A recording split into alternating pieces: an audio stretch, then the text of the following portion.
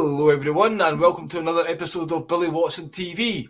It gives me great pleasure to have a first time guest on. We're going to get into all kinds of weird and wonderful things, so strap yourselves in for this one. I'm delighted to introduce Paula Pratt to the show. How are you doing tonight, Paula? I'm doing great, Billy. Thanks so much for having me on. I'm excited to talk with you about ozone and oxygen therapy.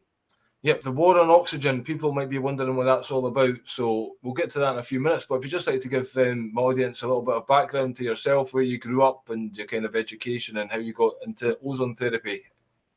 Oh, okay. Well, I grew up in the Pacific Northwest area in the United States of America. And what was the other question? How I got started? You know, your background, brothers and sisters, your life, country life. Were you at school? Were you sticking at school?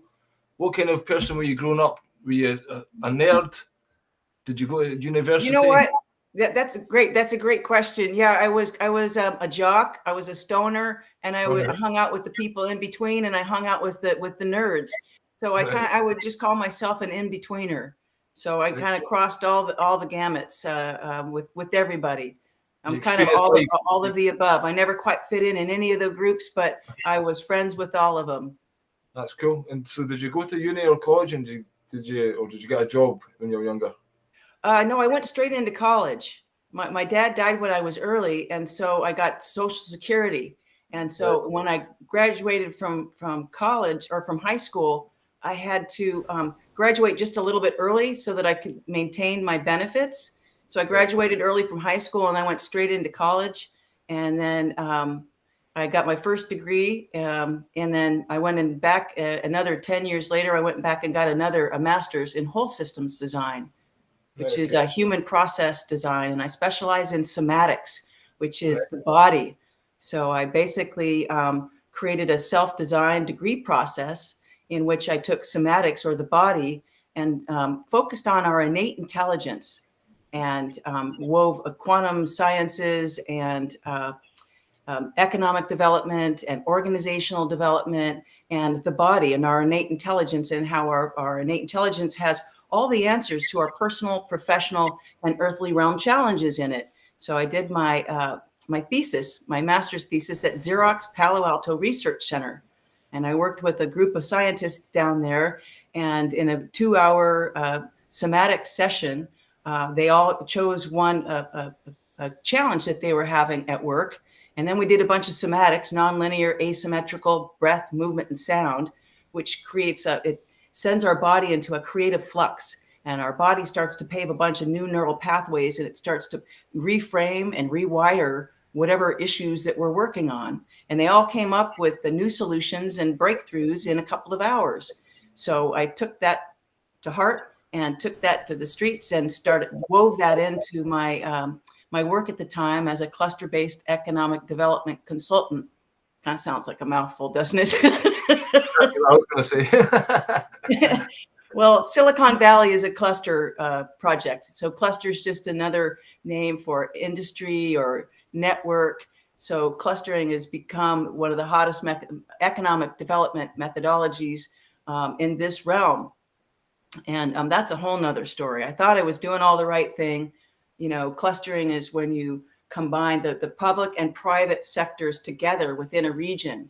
So like a rural, city, state, or country level, you merge the public-private money, power, leadership, and policy, which I thought, sharing resources and building trust sounded like a great idea. But actually, that turned out to be a strategy that I just figured out at the beginning of this whole scamdemic, that the World Economic Forum, the United Nations, and the CIA had created about 40 years ago, came up with the concept, birthed the concept of, the shared resources and merging the public power, the public-private leadership structures into a unified whole.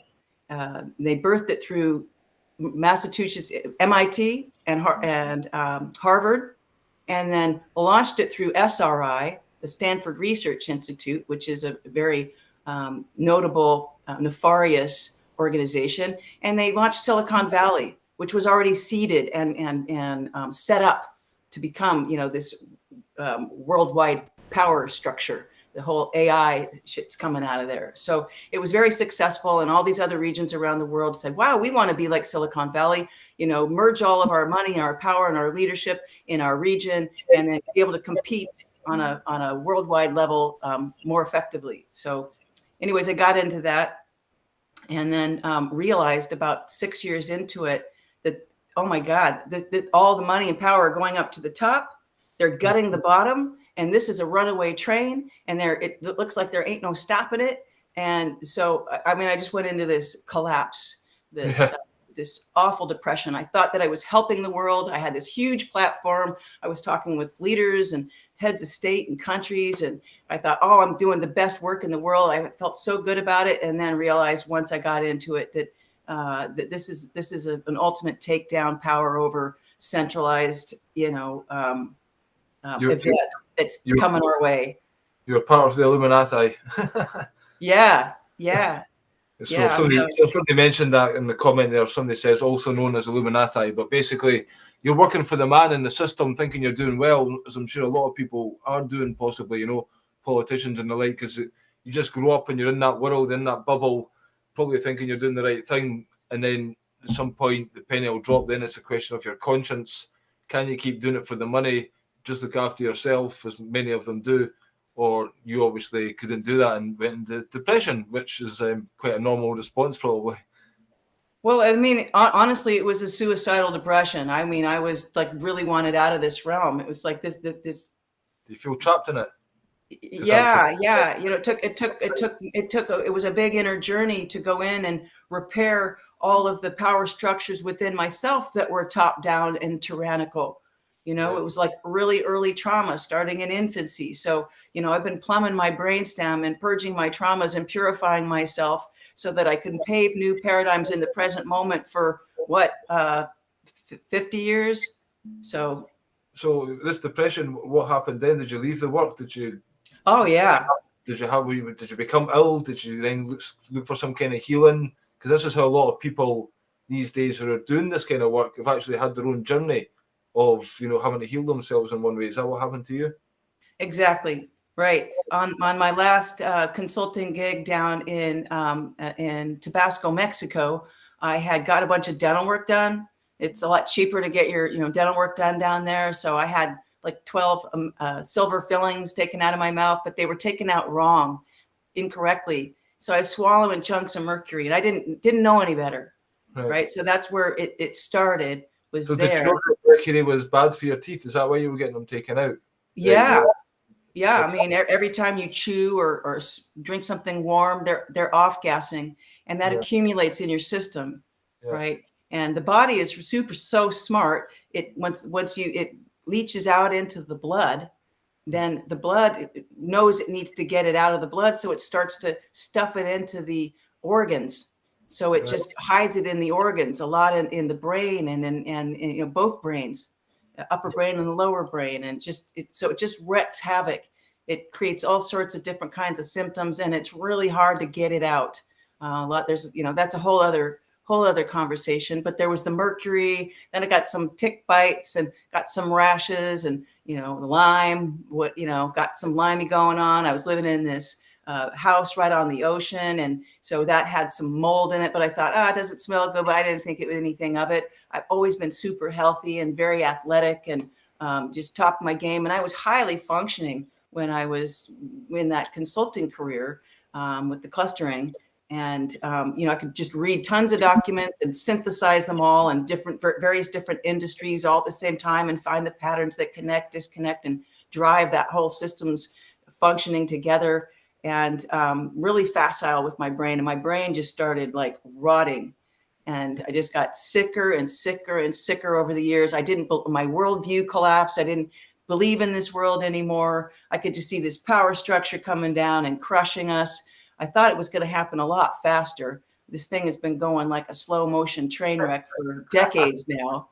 I'm glad it's here, because we need this cataclysm to recalibrate ourselves en masse, to just really wake people up, and to shake us up, to shake up our human biological soft infrastructures so that we can recalibrate ourselves and reorganize ourselves and allow our sensory apparatuses and our meaning making apparatuses to change, because everything we've been told is a lie, basically. So Yes. we really need to wake up to that. And I think we just need a big shake up, and it's naturally happening astrologically and biologically. And so it's an exciting time indeed. I interviewed Steve Young last night, and he asked him the question about, does he think that the COVID thing, even though it's kind of done by the dark side or whatever, do you think it's part of the overall plan for somehow humanity to, it was a wake-up call, the old world's dying, we can't go on like that forever. All these players, Bill Gates, whoever, have been revealed to those with eyes to see for who they are, So therefore we've got a choice about, we're more conscious about these guys controlling us, although we've not done that much about it. It's just like a period in the middle where we have to decide, or do you think the system has to fully collapse for people to become conscious? And is this all part of God's plan, do you think? Or, or did these guys just play a bad hand? Or what do you think was the whole thing of COVID and what's to come? A full collapse to wake us up? Hey, that's a great question, and I'm interested to hear what Steve has to say for sure. He's an awesome human being, and he understands things on so many different levels. I absolutely know in my heart of hearts, and I read my own Akashic records and channel some kind of like I've got like cosmic collaborators that are working with me, and they give me all these downloads, and we are predestined to win, to trailblaze this transition into the new free world. Yes, it's happening right on time. All of these astrological changes, all of these changes that are happening on meta levels, cosmic levels, it's like parallel process. It's perfectly designed to wake us all up.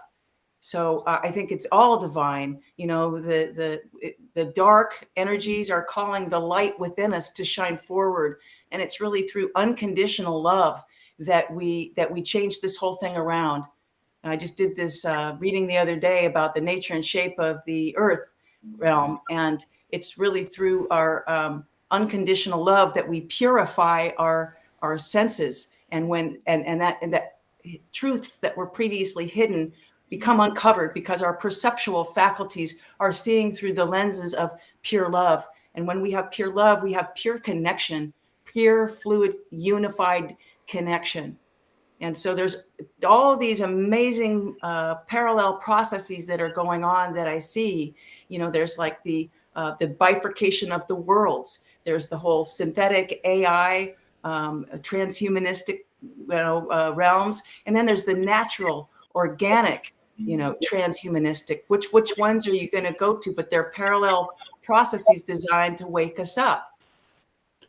And do you think some people, I worked with a shaman many years ago, and he mentioned that word bifurcation. He thinks some people will split, because the difference in the energy will cause us, although we think this is a physical world, some people think, we'll always be here together. But is there a possibility that, those that have chosen, say, to remain ignorant and to remain in darkness through willful ignorance, because right now, there's so much information, people can find it out, and the ones that are seeking for it will do that.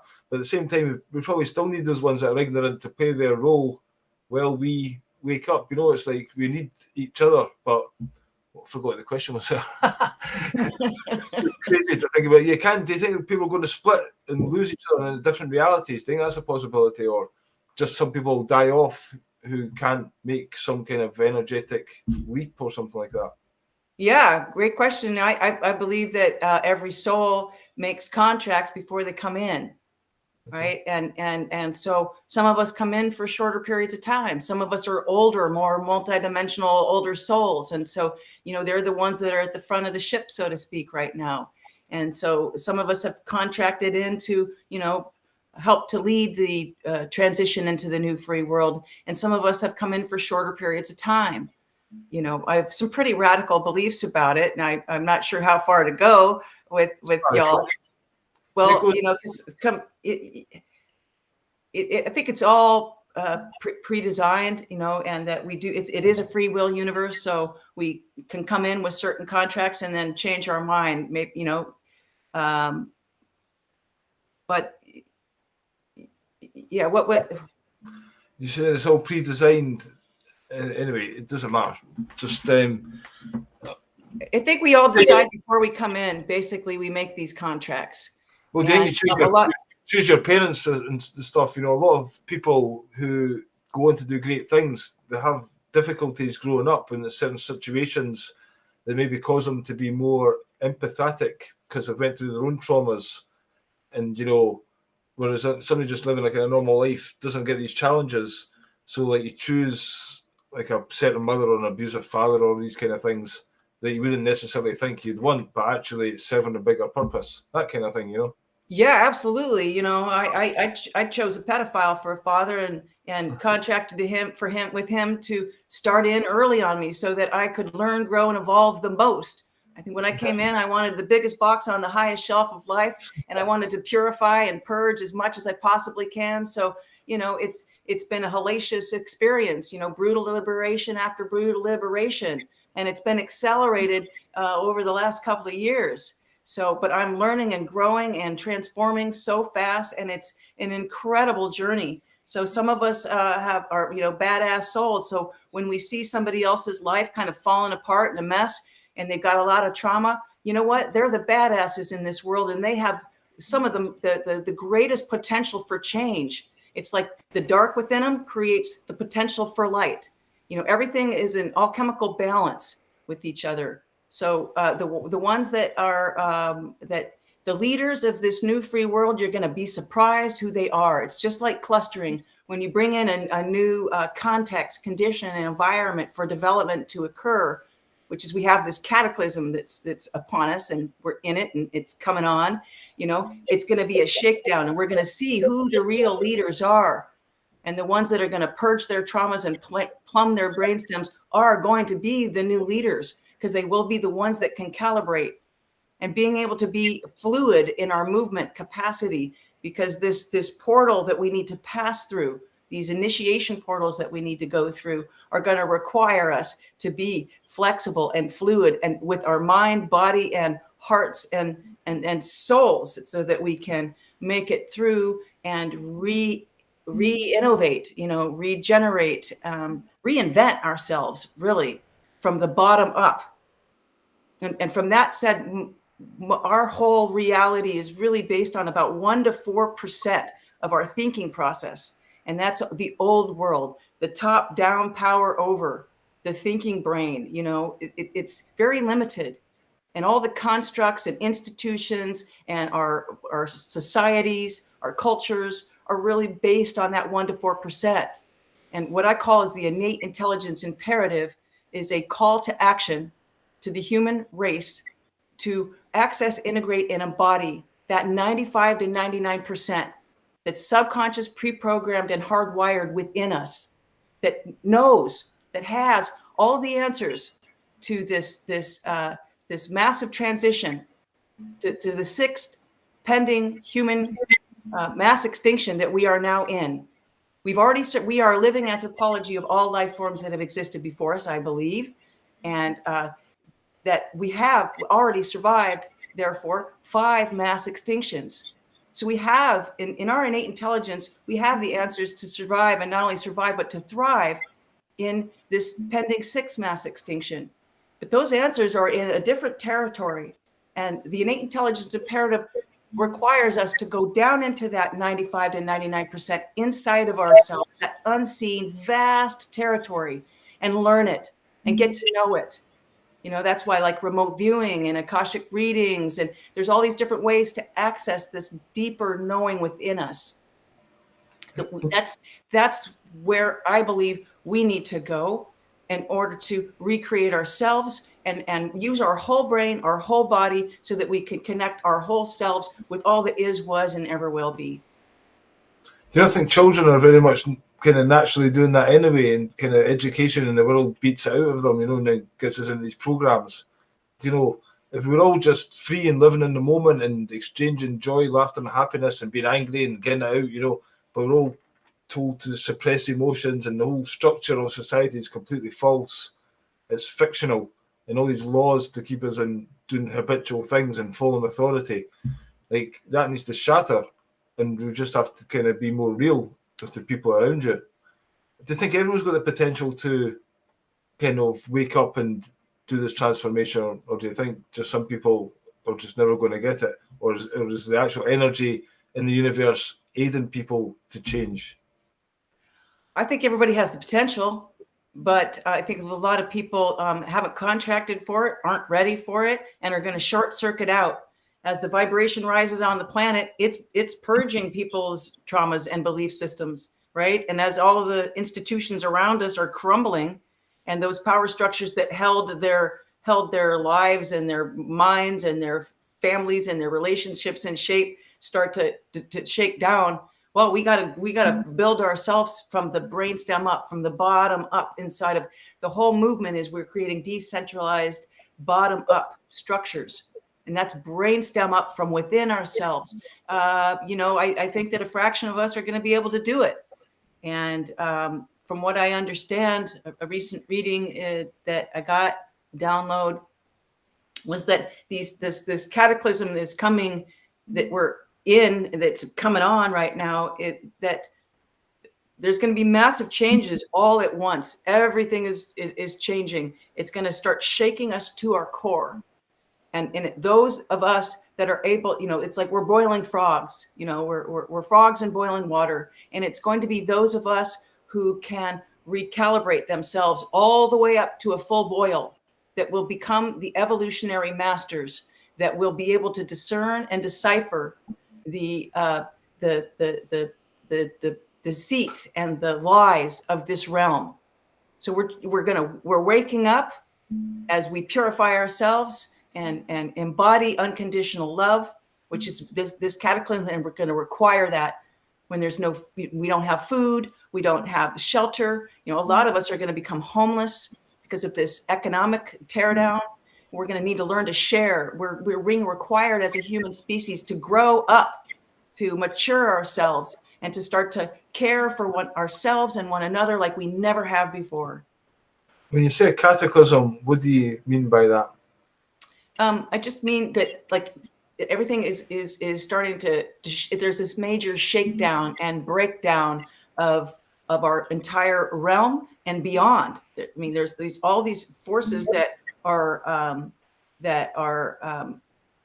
pre-designed to create this opportunity for us now to recalibrate ourselves.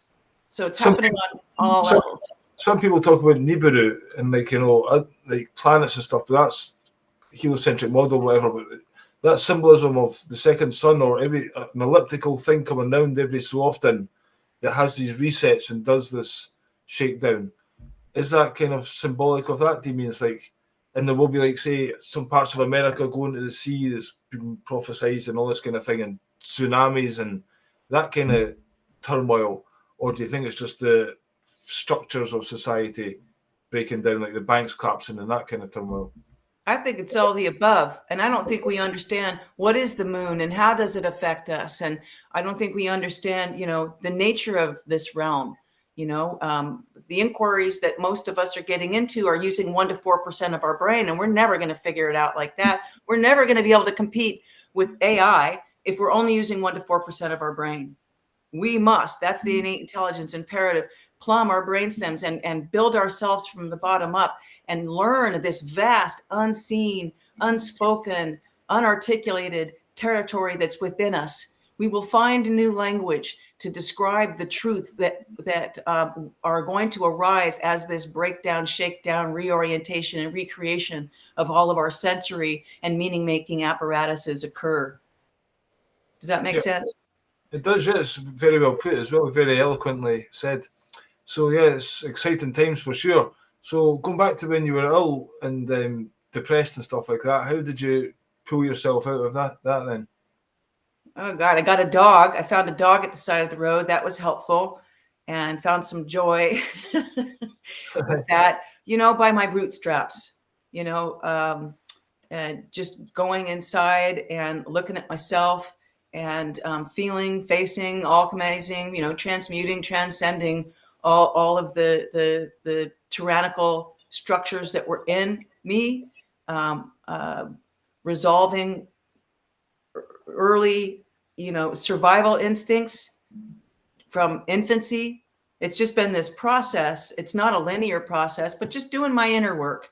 And ozone and oxygen really helped, because I just became chronically ill. I got really super sick over the years of just not believing in this world and all the mercury accumulation in my system. I got the mercury out, and then I moved out of that moldy place, and about 10 years ago at this point.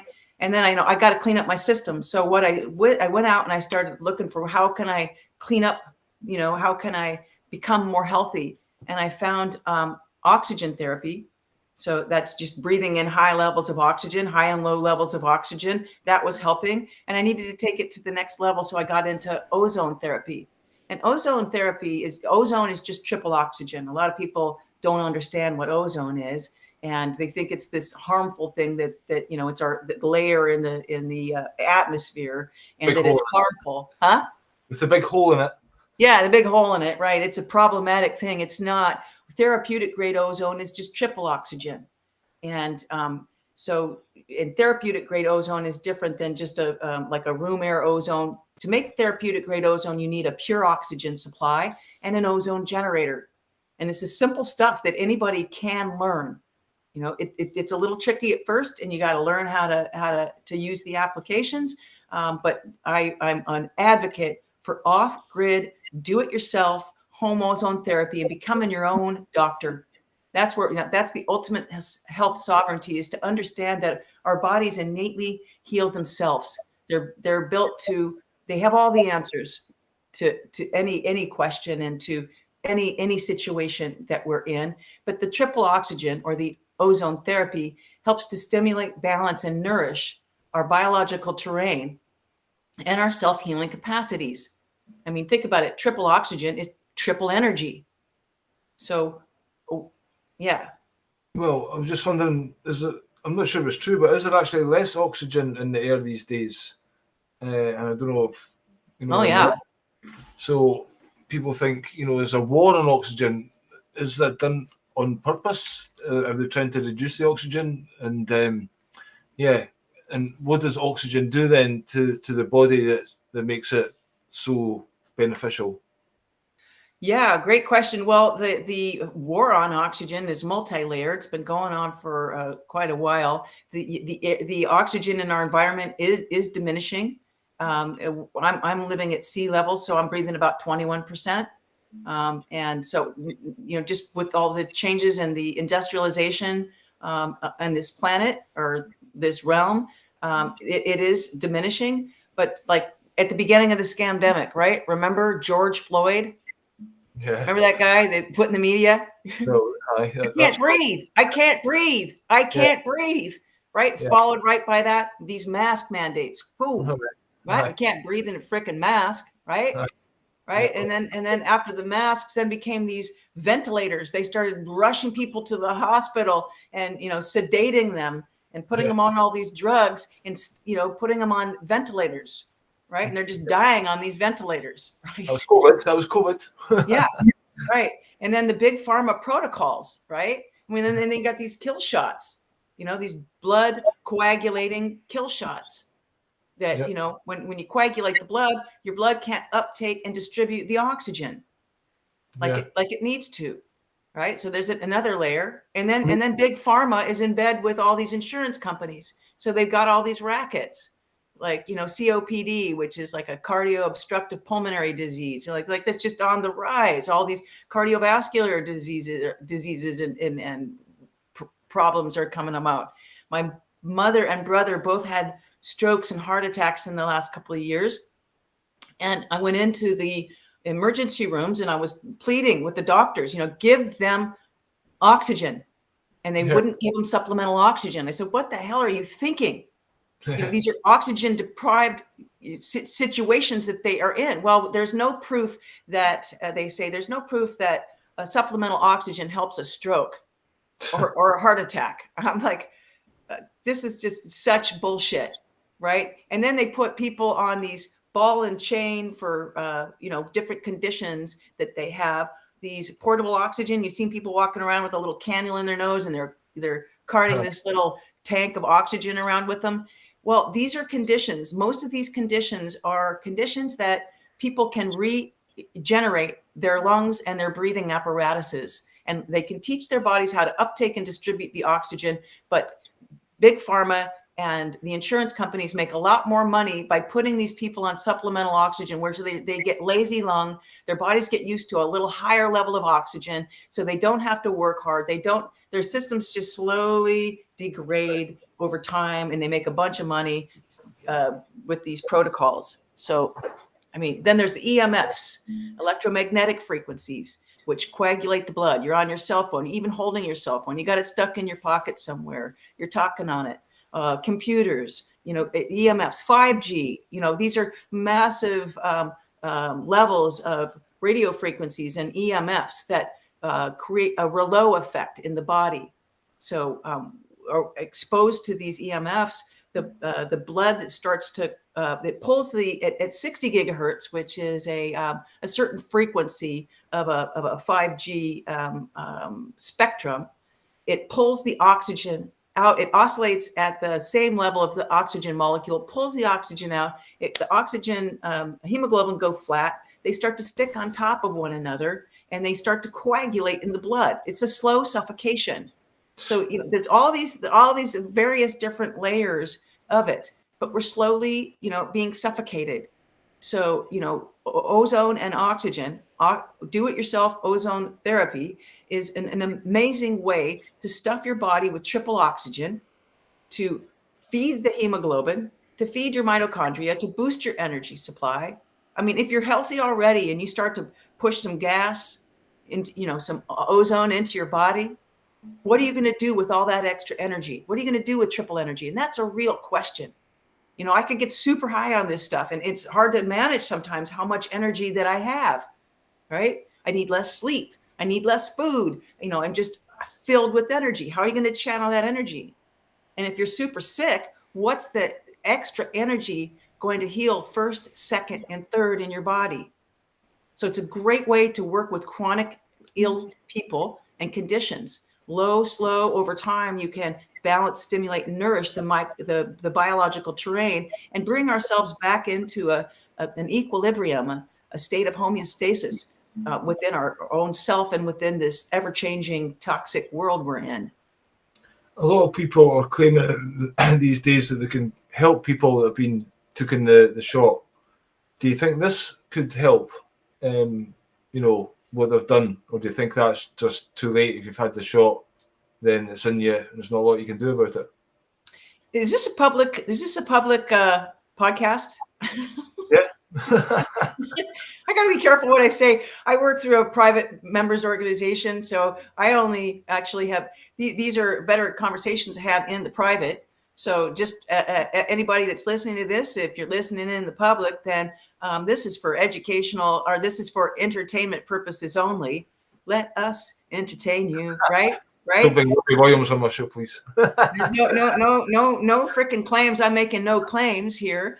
But I will say that, a lot of doctors are using ozone in their protocols for helping to mitigate what's in these fucking shots, right? Helping them. Yeah. So a lot of doctors are, and I've seen success with that. I've seen people, because I know there was a guy recently, even the big bodybuilder who had a YouTube following. He took 4 of them, and then he went to his doctor, who he was getting regular samples from his blood previously, and then he took these things and he looked at his blood again, and I was like, Jesus Christ, what have you done? And then he just died last week, So there's evidence there, obviously, in the blood, what these things have done. So when they do this therapy, do they then test the blood and see these things, regressing? Well, it's like mercury, for example. Ozone therapy isn't going to, what it's going to do is clean up your detox pathways. But it's not going to chelate or pull the mercury and get the mercury out. You need to take certain chelators in order to pull the mercury and get it out, but it helps to, open the detox pathways and helps your body to be more efficient in its own functioning. So what's in these jabs? Yeah, I mean, there's like graphene oxide. We don't know exactly what's in there and what exactly it's doing. So that's a big claim to say that. All I can say is that ozone will help it'll boost your energy, and it will balance your system. And when your system is balanced, I mean, I think we can do a lot with our minds that we don't even know. So, somebody can do all these healthy therapies, but if their mind's not working well and they don't really believe in their body's ability to heal itself, right? People that are taking these jabs don't believe in their body's innate ability to heal themselves. Yeah. Right? People come into my practice and it's about self-healing. I do ozone, oxygen, and somatic therapies. I work with trauma, work with chronic illness. And when they come in and they say, yeah, I believe in my own body's innate self-healing capacities, and they're just total victims, like this and that, and my husband and this, my employer, and it's like they're victims. Well, if you really believe in your body's ability to heal itself, you are a creator being. So it's like, there's just a lot of hypocrisy and internal controversy that really is the noise in the system that keeps us from, really becoming well and thriving. So it's no substance is going to ozone, oxygen, anything is going to fix us. It just helps the body give you more energy, so then you can do better work on yourself. So it basically aids the body. And a large part of the virus thing was realizing what you put into your body causes illness, and you don't go rushing to the doctor for a tablet when you have the cold or the flu. It's actually a healing process that the body's going through. So you should actually be thankful for it and let the body rest and heal itself, essentially. So that's one thing we've kind of learned out of all this, hopefully. But I was going to ask about the actual ozone therapy itself. You talked about doing it at home. How the hell would somebody, if I want to do some home ozone therapy, what am I going to pick up to do that, Yeah, well, great question. Let's see here. I can pull something out here. You just basically need an oxygen supply. Here, let me see if I can move this down here. Like an oxygen tank, see? Right. You get an oxygen tank. Can you see that? Yep, we've seen it, yep. Okay, you just need an oxygen tank. And then, you could use an oxygen concentrator. That's this machine that separates the nitrogen out of the air, but that's electrical. It's loud, it's noisy, and you need electricity. And I think that where we're going, we need to be able to be completely sovereign, health sovereign. We need to be off grid. We need to be self-reliant. We don't, electric and all that kind of stuff, man, that's all controlled.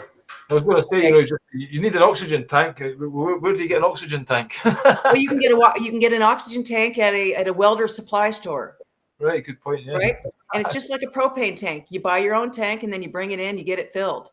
All right, cool. Right, it's like $40 to get a almost any size. like a 40 cubic foot or an 80 cubic foot. I've got a bunch of videos on my website. If you go to pollapratt.org, then there's a bunch of videos on there that are how to get started. You can even purchase a generator on there. And if you're on this show and you want to get one of these things, it's like, this is an ozone generator. It's a small little box. You put your oxygen in, ozone comes out, and I can show you it's a simple thing. Oxygen supply, ozone generator. I mean, and wherever there's a hole, you can put it. So, right? Your nose, your mouth, your ears, your vagina, your rectum. Your Jap's eye. What's that? Your Jap's eye. Do you know what a Jap's eye is? No. Yeah, right. I mean, we're coming into the time, you guys, everything's been inverted. You've heard that everything's been inverted, right? Yeah, totally. Yeah. Right. So we're coming into a time, folks, that we can learn to breathe out our ass. Rectal breathing is a thing. Rectal breathing and rectal eating. And I'm serious. I mean, it sounds funky, but right. Here, let me show you here. You can put the ozone gas up your ass, so to speak. Here's a little bag, right? Like this, right? You just fill this little bag. And actually, when you're starting, you only start with like about that much. It's like a little sandwich bag. Oxygen to the machine into the bag. Right. That's right. It's just simple, right? But it's like the size of a little fart. That's what you start with, 200 milliliters, right? And then you put a little thing like here, and then you get like a little catheter. I fart enough without putting more gas up my ass. People are so weird about putting shit up their ass. It's like really like a little tube like this. That's it, right? It's about like 10 inches long, right? I mean, even if you go up like four inches, you just go into the colon. It's really simple. Yeah. I mean, people are used to stuff coming out of it, not putting stuff in it. So it's a little bit of a psychological thing for some people. There's a thing these days that people talk about getting their colon cleansed and all that kind of stuff. So getting water up there, and it's probably, people know that's probably a good thing, So I don't think people are that averse to the idea. Yeah. Same thing. It's like a gas enema. You're just putting gas up there instead of water. Yeah. Right. And when you put ozone gas, triple oxygen into your rectum, it goes straight to the portal vein, straight to the liver, straight to the blood. And when you go to a doctor and you get like ozone injected into your arms, it's hugely expensive. So this is a way to get it for pennies on the dollar. I mean, it's like $100 to do one ozone rectal insufflation at a doctor, and you're going to pay like $400, $500, $600 for an initial consultation, and then you're going to be put through a bunch of tests. They're going to want to sell you a bunch of supplements, and then you're going to finally get to the ozone, and they're going to charge you between $1,000 and $1,500 for a blood ozonation treatment. And you can get just as much ozone into your blood through your ass, right? Just through yourself in the privacy of your own home, right? They would charge you it's usually between about 85 and 150 for an intestinal insufflation. And you could get your own home ozone therapy system for probably $1,400, right? And treat yourself and your loved ones for the rest of your life for less than it would cost to go to the doctor to do this. And this is, triple oxygen, you can put it in your mouth. One dental infection could, you could pay for a whole system and then some, with what you'd have to pay in a dentist and get your own system. And like this little thing right here, this is awesome. I was quoted. I get really excited when I talk about this. You can just cut me off if I need to slow down here a little bit. I got dental therapy with ozone. What does that do? Well, any kind of infection in your mouth, you can mitigate it with that. Periodontal, I got quoted $2,400 in periodontal treatments, right? I was like, what? I got my own ozone therapy machine, got this little pick from Promolife, and I went up and down around my gums, right? About 5 minutes every day for like a month and a half, almost 2 months. Went back to the dentist, and he's like, what did you do? Your gums look great. Ozone grows cartilage, tissue, and ligaments. Right. So my gums just like regenerated, and I didn't need $2,400 that I just saved, and I got my own system, and I can treat myself and my loved ones for the rest of my life. It's no brainer. I was just thinking there with the rectal, when you don't treat your loved one, bend over, So you shove all that gas up your ass in the one go, the whole packet?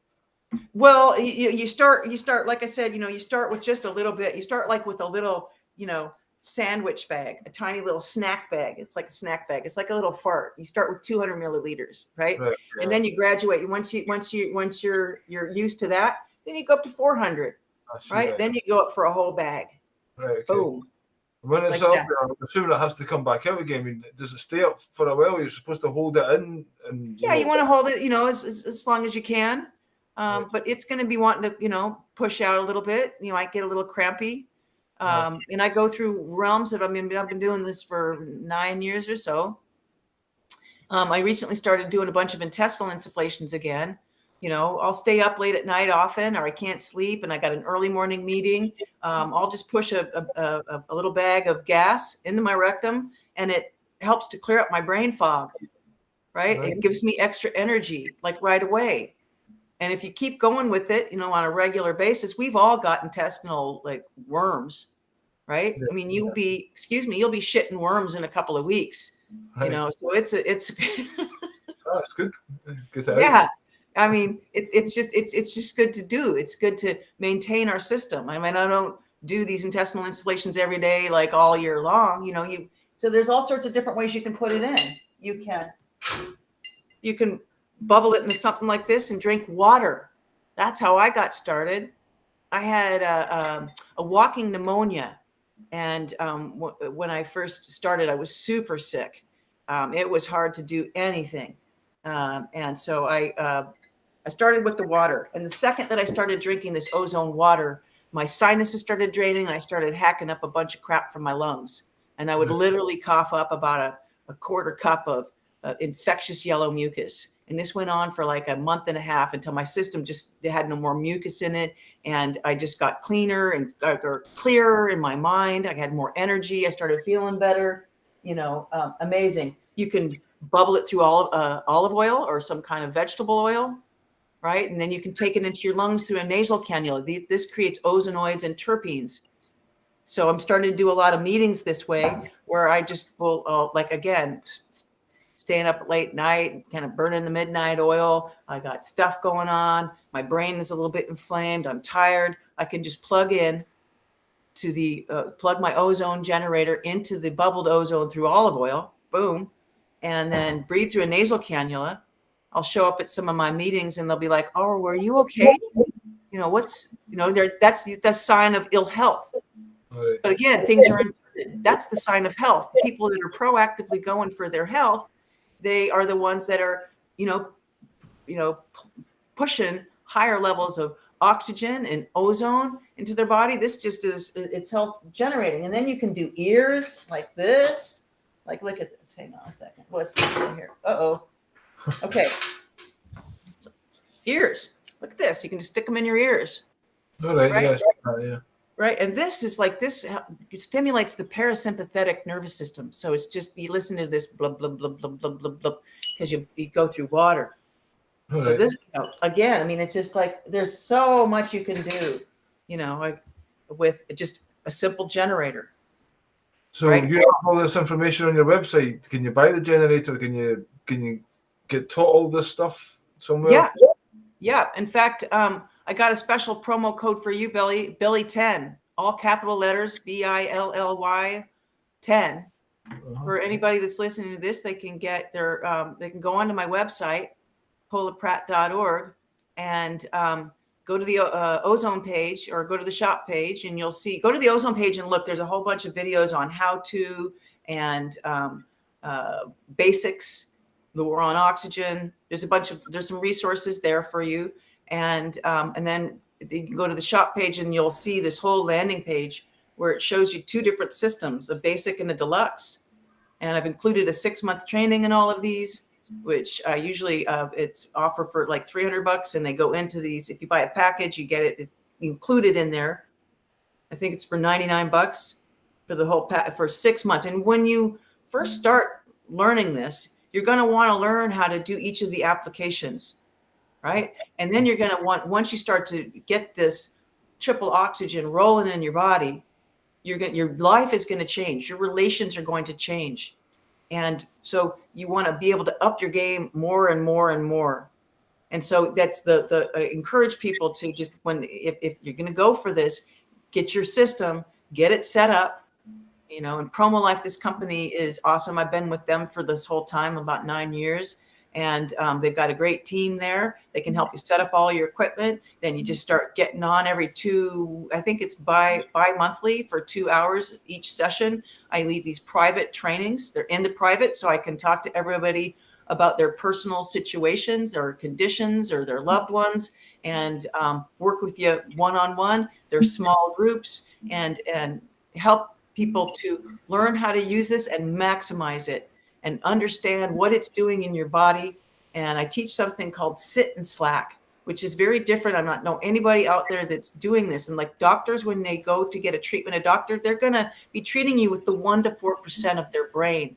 Oh, you've got this condition, so I'm going to give you this amount over this period of time, right? But I teach people how to self-regulate and to learn their own autonomic nervous system, and to begin to have a biological body-based conversation with their own bodies, with their own nervous system, with that 95 to 99%. Because ozone therapy, it stimulates the subconscious autonomic nervous system functioning. All those self-healing capacities are eating, our breathing, our digestion, our sex drive. Yes, it increases your sex drive. Triple oxygen is going to bring on libido. So it's another good thing. It's all good.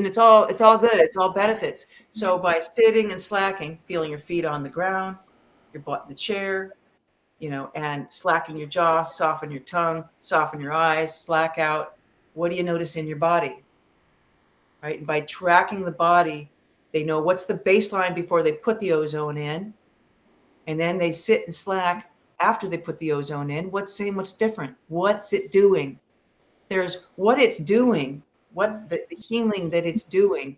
And then there's what we notice that it's doing. And those are always different things, because what we notice that it's doing is usually that 1% to 4%, right? But what it's doing is it's working our whole system. And what are we aware of? That's more of the 95 to 99. The more we get traction with that through our body-based felt sense present moment awareness, then we get to learn to track our own systems functioning better. And the better that we can track our own autonomic nervous systems and sublime, sensual, soft tissue systems, the better we can track all other living systems. In the business realm, I translated this into somatic, teaching this to leaders so that they can track themselves better, and they can track their competitors, their funders, their markets, their employees better, and for humans, for us that we're working to heal ourselves, we can track ourselves and what it's doing better. We understand then, do we want to do more ozone or less ozone, more frequently or less frequently? We're able to gauge that based on our ever-changing state of our bodies, rather than some book that tells you if you've got this condition, you use this amount. Everybody's got different levels of sensitivity. So it's imperative that we learn and understand our own bodies. So this is great, just to learn our own body's systems functioning. There's Billy, and then there's Billy's essence, his soul, and then there's Billy's systems functioning. They're two different things. So we want to learn how our systems functioning is, where it's at, how to become masters of it. And this is a great way to do it. See, I'm asking this because I asked some doctors this. My girlfriend's a type 1 diabetic, and obviously the pancreas doesn't work. And you're talking about self-healing in the body. Do you know any instances of this therapy, totally healing somebody from that or any other particular ailment? I know it helps with type 2, but type 1, I haven't worked with a type 1 all the way through. I think that we can heal. I know that we can heal anything and everything within us, for sure. So that's a new territory. I don't know of any examples or case studies that I can point you to, but I would say, implode the oxygen, work with the mind, or implode the ozone, intestinal insufflation daily, water daily. Drinking the water and doing the intestinal insufflation, it actually affects the whole core, the whole periphery. Yeah. So, working with triple oxygen and with the mind, I believe she can heal herself. It sounds like something that's going to benefit you anyway, regardless, if you have any illness. I think we've all got various shit going on inside us that we could clean up in different ways, because of just living with the processed foods and the EMFs and everything, as you say. Yeah, I forgot to ask when we were talking about it, when you mentioned AI, that kind of transhumanist world and the kind of organic world. What do you think AI is? Do you think that's like what you could say, the dark side? Do you think that's a force, a real thing? Or is it getting blown out of proportion what AI is capable of doing, What do you think AI is, and is it like we have to move away from technology because that thing's going out of control somewhat? Well, that's a really good and loaded question. I was listening to a Joe Rogan podcast some years ago, and he was interviewing Tristan Harris, who used to be like some kind of CEO or some kind of higher up in Google. And he talked about the race to the bottom of the brainstem, and that big tech is in a race to get to the to control all the way down to the bottom of the brainstem, right? So it is forcing us. AI is a divine parallel process calling us humans to plumb our brainstems and to get access and to master that territory within us, right? So it's benevolent in that way because it's calling us to master that 95 to 99% territory that's within us, right? So it's perfect for that, to wake us up. As far as, you know, and like the evolutionary masters are going to be the ones that gain access and learn to use that territory. We have, as human beings, we are trinary systems. AI is binary, meaning we're trinary. We have hearts, we have souls, and we have a soft infrastructure. We have a biocosmic conduit capacity that AI will never have. AI cannot compete with the likes of the systems that we live humans have, right? So it's designed to wake us up.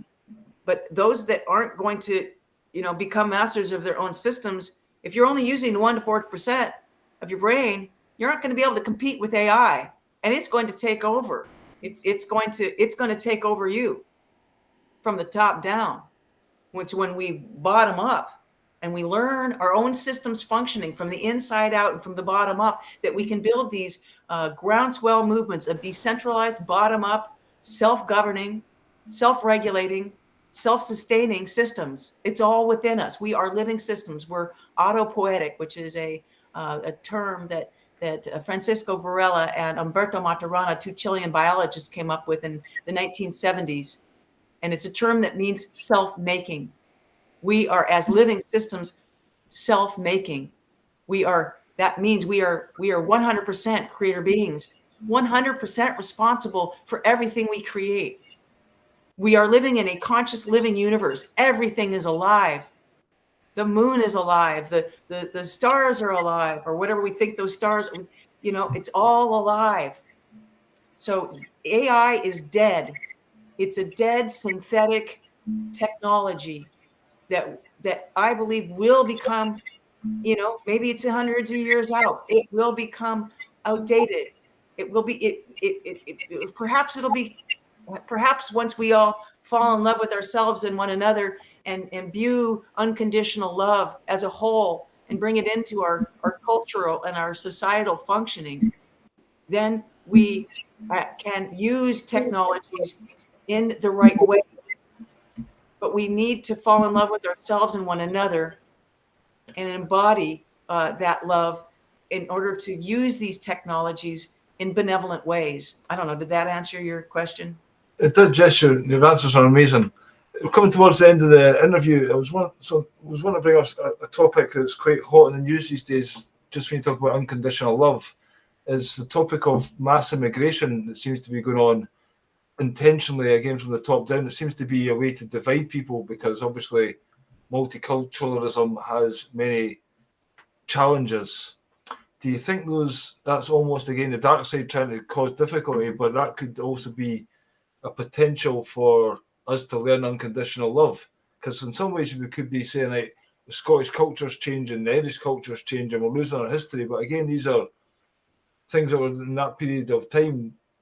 But, you know, I think it's good to have these traditions, but, you know, who knows what the future is going to be. But certainly, you know, you've got mass Muslim segregation fighting this people, and, you know, people segregate even when they're supposed to be together just to go towards their people. And then, you know, it's a challenge to work. Like, I go to factories now and it's like the United Nations. There's hardly any Scottish people there. And inside, I'm thinking, oh, the government's bringing these immigrants in, their culture's getting destroyed. I've nothing against these people personally. I've been abroad, you know, I wouldn't say I'm racist, but there's a feeling of our culture's getting taken over, and it stirs up these feelings.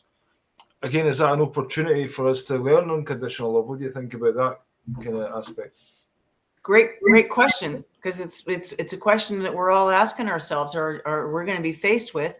I mean, the borders, they've opened the borders, the southern borders in the United States. There's a lot of fucking attitude about that. Oh my God, you know, they're sending up all these people. They're taking better care of them than us. There's this animosity that's building. Yeah. Well, when it all comes, you know, They're not even forcing them to take the jab, right? This is the new economy. These are the new taxpayers. This is right. So from what I understand, we're moving towards a unified field consciousness. We're moving towards, the oneness that we are, and we get there through the unconditional love. And a lot of people go, oh, unified field resonance, unconditional love. And, it's the embodiment of that. That means we have to purify ourselves. And that means all those attitudes, right? And when there's no food or there's no water and we're up against the direct energy weapon, environmental, the fires, the floods, the tornadoes, the hurricanes, the tsunamis, all this shit's going to be more and more and more. This is the cataclysm I'm talking about. This is the massive opportunity to purify ourselves. And it's when we're going to be faced with that. What if somebody comes to your door? I started leading these nitrogen food packing events when we first got into the scam. People were worried about getting toilet paper. I said, you don't need to worry about wiping your ass if you don't have food to eat. So let's get some food going, right? So I got a nitrogen tank and started learning how to pack food. So, these 5-gallon buckets of dry bulk goods that will last for 30 years or more, right? Yeah. So point being that if I get all this food and prep for myself, well, when cataclysm hits and my neighbors don't have food, they're going to be showing up at my door and saying, do you have any food? What am I going to do? Am I going to say, you and your family, get the hell out of here? You didn't prepare. That's on you. Am I going to get my gun out and say, hey, get the fuck away? This is my food. Or am I going to say, oh my God? So it's like we are only food sovereign as we individually, as we are collectively and regionally food sovereign. So this is the opportunity for us. We're going to be so up against ourselves. If I only have one little cracker and it's you and me, Billy, and it's the end of the world, so to speak, and there's one cracker left, what am I going to do? Am I going to just say, that's my cracker, I'm going to eat it? Or am I going to break it in half? Am I going to give it to you? Because you're going to be the one that's going to climb that mountain, that's going to go over to the other side and see if we can find more crackers. We're going to be faced with all these different decisions. And so I think that we're going to be given all of these infinite amount of opportunities to learn, to embody the oneness that we are, and to give to one another, give to ourselves, give to one another. Self-negotiated interest is a living systems principle. It's like putting on your own air mask first and then being able to support everyone else. These are all balances. These are all great questions. So I love that you asked that question. And yes, it's our opportunity to learn to love ourselves first and foremost so that we can truly love others. Epic opportunities here. And again, how will we have ozone? If all this is happening and we don't have a supply of ozone, will we be able to get the energy required to heal ourselves? How important is this ozone to get out there for people now? Or can we, if we do it all now and the ship falls down, at least we've cleansed ourselves up to a certain level. So the sooner the better, basically. Well, right. I mean, what do it's just ozone is triple oxygen. Therapeutic grade ozone is just triple oxygen. When you're under a huge amount of stress is like the number one killer. When we're under stress, our bodies constrict, and we all have different holding patterns in our bodies. And so whatever our holding patterns are, those organs and those tissues are going to go into what's called a brownout. They're not going to get oxygen. And then we start to get diseased. We start to develop these symptoms, and we start to get sicker and sicker and sicker and more chronically ill. So with triple oxygen, we've got these batteries. I think it's in the other room. Yeah, I've got this. It's like you can hook one of these systems up that I've got from PromoLife to any car battery or any battery that's like a car battery. So you could be doing therapeutic grade ozone in the streets, or in your home, or in your office, or anywhere, anytime, under any situation. And that's what we need to be prepared for. I am super passionate, and thank you for having me on today. I know our conversations all around the board here, but as many people, I'm passionate about helping as many people learn the value and the benefit of ozone therapy and getting their own systems and learning how to treat themselves and their loved ones ASAP. There's a war. Part of the war on oxygen is also that, like, the Canadian Health Ministry just shut down Longevity Resources, which is an ozone and oxygen product manufacturer that's been in business for 26 years. They're one of the major players in the world, and they got shut down overnight by the Canadian Health Ministry. Gone, done, out of business.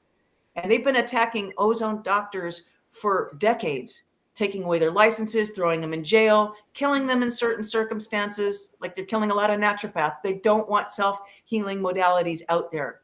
And this is a very powerful one, a very misunderstood one. And this is something that everybody can learn to do themselves in the privacy of their own home. And so it's getting, with the monetary systems, just fluxing right now. They're we're working to a digital situation, and the supply chains, both of those systems together, it's getting more and more. The window of time that we have to pick up an ozone generator and learn how to use it is narrowing. So this is a serious call to action, not a sales pitch. This is a real opportunity for people to triple their oxygen, heal themselves, get a grip, and maximize their contributions to building the new free world that is destined to be created in the end. Yeah.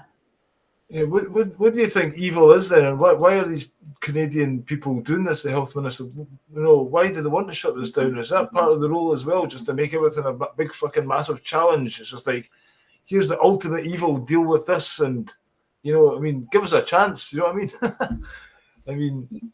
Yeah, it's a matter of how we view things. And I don't really see that there's evil. I don't understand the evil. They say, oh my God, they're killing all these children. Well, these children's souls came in for a short incarnation.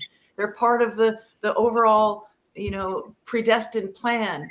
A lot of people are going to opt out as this thing starts, as everything starts to really shake down. I mean, we're not even really in it yet. When it starts to shake down, a lot of people are just going to, consciously or not, opt out. And that mass die-off that is coming is going to be a purification of sorts. And so I don't see, it's like I used to see the chemtrails in the sky like about 7 years ago or so. And I would look up there and think, those motherfuckers are spraying us. They're trying to kill us. God, and I was just like, ah. And then I was able to reframe that into, wow, look at that. Look at those chemtrails in the sky. That's my call to action. That is my call to action to become the master self-healer that I innately am. I know that I have all the answers within my own body to mitigate and to regenerate and to reclaim everything that is my own birthright. So I see the chemtrails, and now when I say, all right, I need to become a better self-healer, I need to plumb my brainstem, or I need to gain more mastery and access of that 95 to 99% vast unseen territory. There are vast unseen support systems. Our cosmic collaborators. There's lots of different kinds of species and intelligences around in all that is, that are supporting us. So just as we feel like there's all these governments, these tyrannical governments that seem that they're trying to capture us and control us.